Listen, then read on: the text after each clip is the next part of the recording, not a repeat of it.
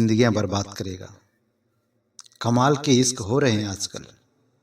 आशिक जिन पर जान देने की बातें करते हैं उन्हीं की जान ले रहे हैं।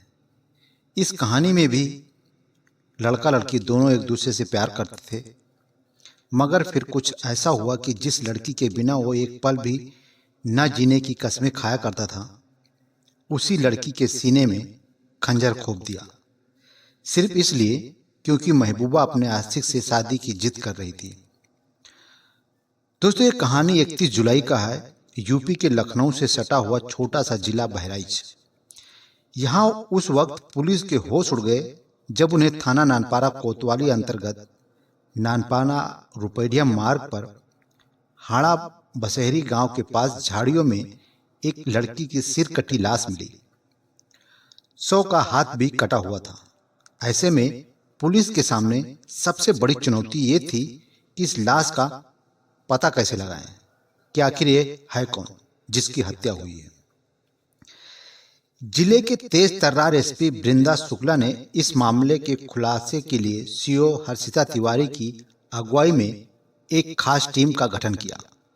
इसके बाद इस जांच टीम ने अपनी कार्रवाई को आगे बढ़ाते हुए पिछले कुछ दिनों के दौरान पूरे शहर और आसपास के जिलों में गुमशुदा लड़कियों की जानकारी हासिल करना शुरू कर दिया, लेकिन पुलिस को कोई कामयाबी नहीं मिली।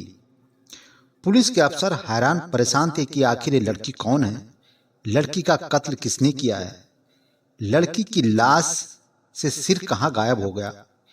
इन सवालों का जवाब जानने के लिए पुलिस ने वापस अपनी तफ्तीश उसी लाश के सहारे फिर से शुरू की।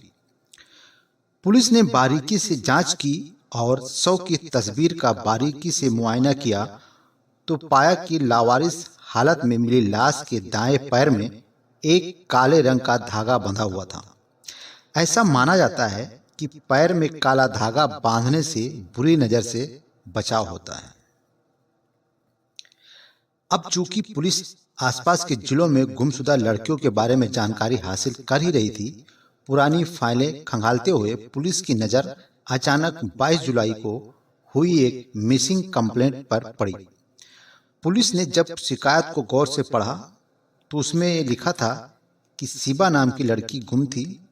गुमशुदगी की रिपोर्ट लिखवाने वाले ने यह भी लिखवाया था कि गायब हुई शिबा के दाहिने पैर में काले रंग का धागा बंधा हुआ था। पुलिस ने जो 100 बरामद किया उसके भी दाहिने पैर में काला धागा बंधा हुआ था। ऐसे में पुलिस को शक हुआ कि हो ना हो ये लाश शिबा नाम की गुमशुदा लड़की की हो सकती है। अब पुलिस ने फाइलें खंगाल ली तो पता चला कि बहराइच के रुपैया इलाके के चरदा जमोग गांव के रहने वाले हसमत अली ने अपनी भांजी शिबा की गुमशुदगी दर्ज कराई थी।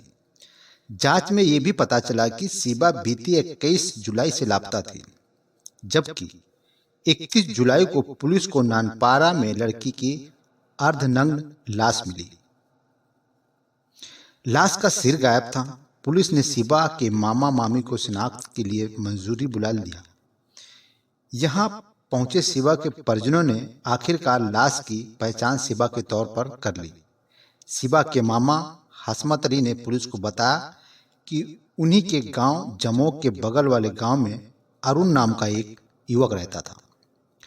शिबा और अरुण की एक ही स्कूल में साथ पढ़ते थे। जब शिबा 8वीं क्लास में थी तो अरुण उससे 2 साल आगे 10वीं क्लास में पढ़ता था।